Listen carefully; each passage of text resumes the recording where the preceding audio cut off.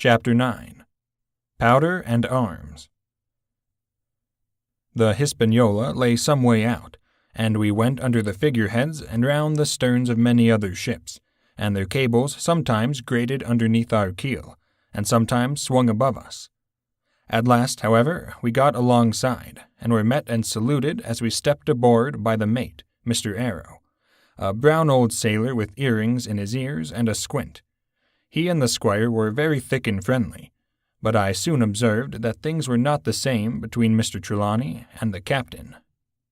This last was a sharp-looking man, who seemed angry with everything on board, and was soon to tell us why, for we had hardly got down into the cabin when a sailor followed us.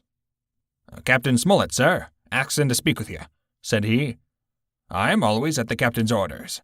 Show him in," said the squire.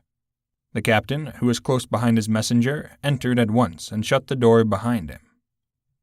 "Well, Captain Smollett, what have you to say? All well, I hope? All shipshape and seaworthy?" "Well, sir," said the captain, "better speak plain, I believe, even at the risk of offence. I don't like this cruise, I don't like the men, and I don't like my officer. That's short and sweet." "Perhaps, sir, you don't like the ship?" inquired the squire, very angry, as I could see. "I can't speak as to that, sir, not having seen her tried," said the captain. "She seems a clever craft, more I can't say." "Possibly, sir, you may not like your employer either," says the squire. But here Dr. Livesey cut in. "Stay a bit," said he. "Stay a bit. No use of such questions as that but to produce ill feeling. The captain has said too much or he has said too little, and I'm bound to say that I require an explanation of his words. You don't, you say, like this cruise. Now why?" "I was engaged, sir, on what we call sealed orders, to sail this ship for that gentleman where he should bid me," said the captain. "So far, so good. But now I find that every man before the mast knows more than I do. I don't call that fair, now, do you?" "No," said Dr. Livesey, "I don't." "Next," said the captain, "I learn we are going after treasure. Hear it from my own hands, mind you. Now, treasure is ticklish work. I don't like treasure voyages on any account, and I don't like them, above all, when they are secret and when, begging your pardon, Mr. Trelawney, the secret has been told to the parrot." "Silver's parrot?" asked the squire. "It's a way of speaking," said the captain. "Blabbed, I mean. It's my belief neither of you gentlemen know what you are about, but I'll tell you my way of it, life or death, and a close run." "That is all clear, and, I dare say, true enough," replied Dr. Livesey. "We take the risk, but we are not so ignorant as you believe us. Next, you say you don't like the crew. Are they not good seamen?" "I don't like them, sir," returned Captain Smollett, "and I think I should have had the choosing of my own hands, if you go to that."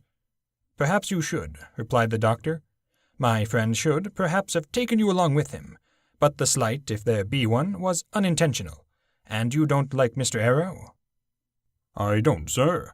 I believe he's a good seaman, but he's too free with the crew to be a good officer.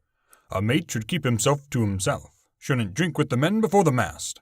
"Do you mean he drinks?" cried the squire. "No, sir," replied the captain, "only that he's too familiar." "Well, now, and the short and long of it, Captain," asked the doctor. "Tell us what you want." "Well, gentlemen, are you determined to go on this cruise?" "Like iron," answered the squire. "Very good," said the captain. "Then, as you've heard me very patiently, saying things that I could not prove, hear me a few words more. They're putting the powder and the arms in the forehold. Now, if you have a good place under the cabin, why not put them there? First point. Then, you are bringing 4 of your own people with you, and they tell me some of them are to be berthed forward. Why not give them the berths here beside the cabin? Second point." "Any more?" asked Mr. Trelawney. "One more," said the captain.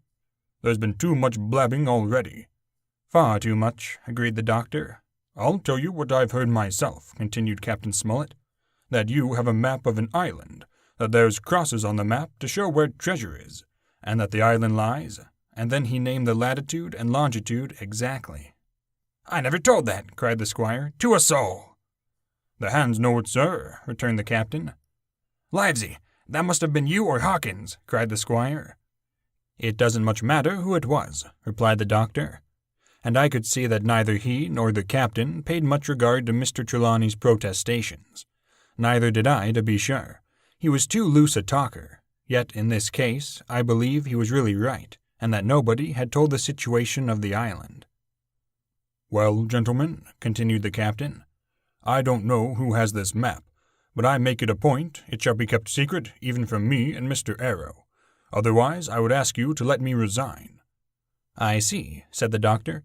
"You wish us to keep this matter dark and to make a garrison of the stern part of the ship, manned with my friend's own people, and provided with all the arms and powder on board. In other words, you fear a mutiny." "Sir," said Captain Smollett, "with no intention to take offense, I deny your right to put words into my mouth. No captain, sir, would be justified in going to sea at all if he had ground enough to say that. As for Mr. Arrow, I believe him thoroughly honest. Some of the men are the same. All may be, for what I know.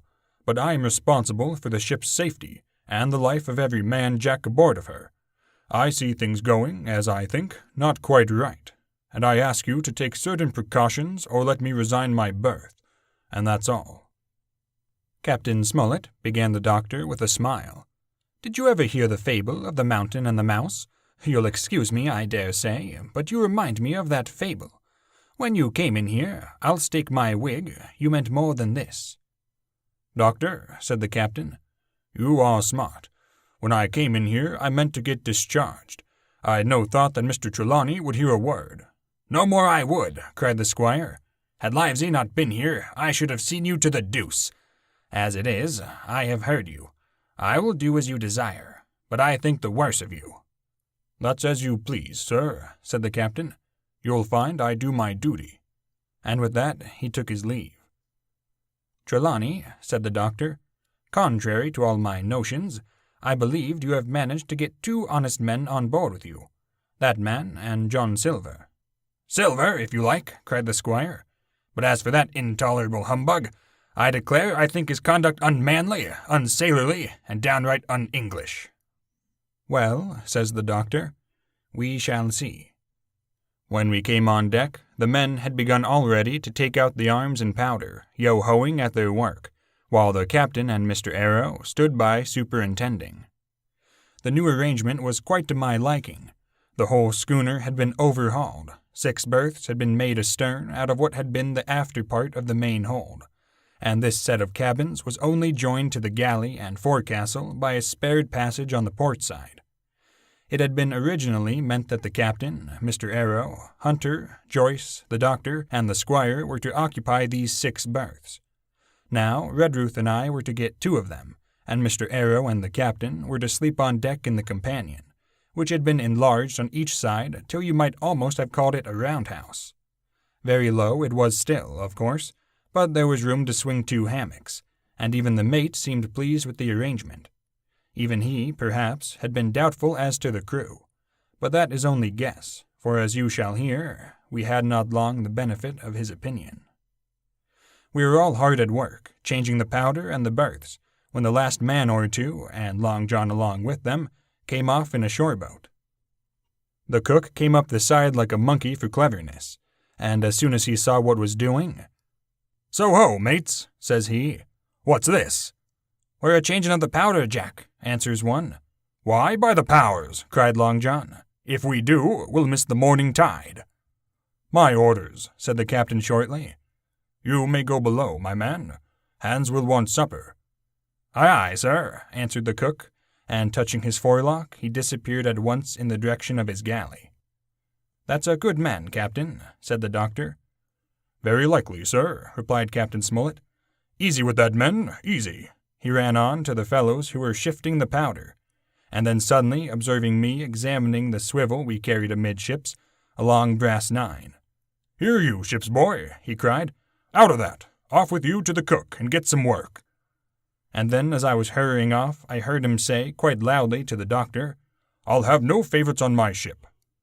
I assure you I was quite of the squire's way of thinking, and hated the captain deeply.